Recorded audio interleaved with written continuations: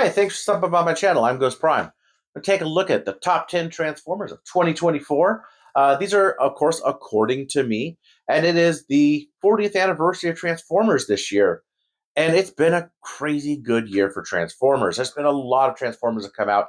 This is not even compared to all these. These are just ones that I've experienced, ones I've either bought or reviewed myself. So I'm sure you have a different list. And I'd love to know what that is. And you could please leave that list in the comments. That would be fantastic. So we're just going to get on with it. So please remember to like and subscribe. And without any further ado, let's get to number 10. And that is Studio Series 86 Bumblebee.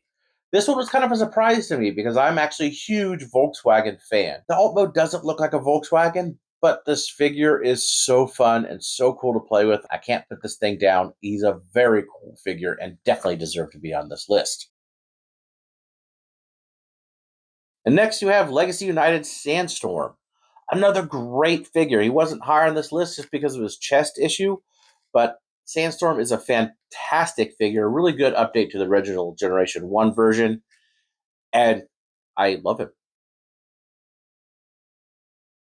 Next is Titan Tidal Wave, and this is a fantastic figure. Thanks again for my buddy Nick to let me borrow his to review. I wish I had this in my collection. I should have got one.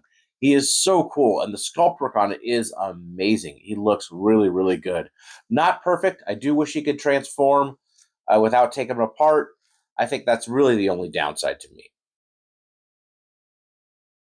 Number 7 is Lunar Cruiser Prime, and this is an oddball one. I didn't think of this thing ever actually existing.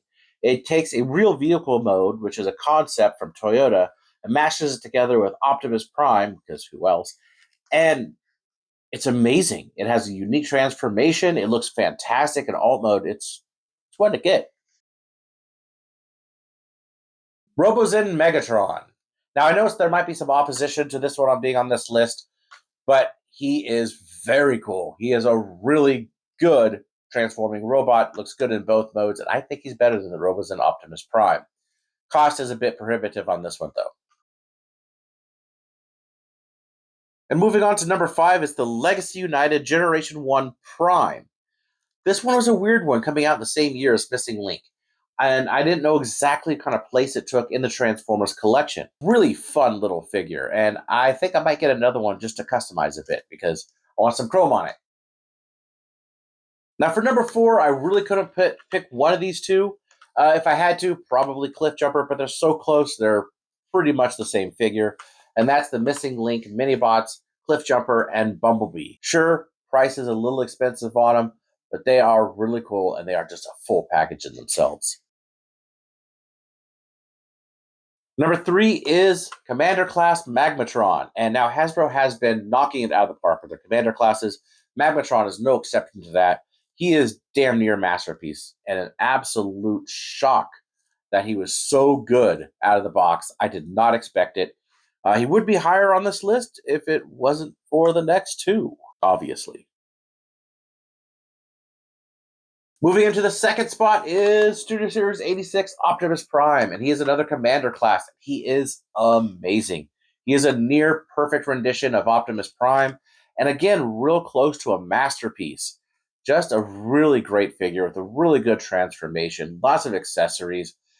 Really is just a very, very cool rendition of Optimus Prime, and I'm not sure how he could get much better in a mainline figure.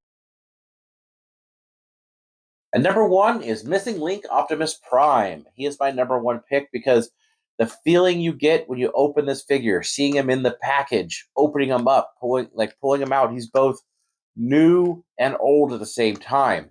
And that is just an amazing feeling. You get that excitement of when it was brand new and something you don't know and you're trying to figure it out, but at the same time it's familiar. It is quite something.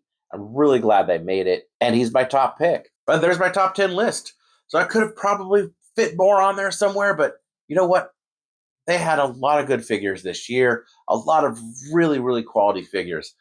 And yeah, let me know what you think of my list and let me know what your picks for the top 10 are this year. And I'll see you in the new year.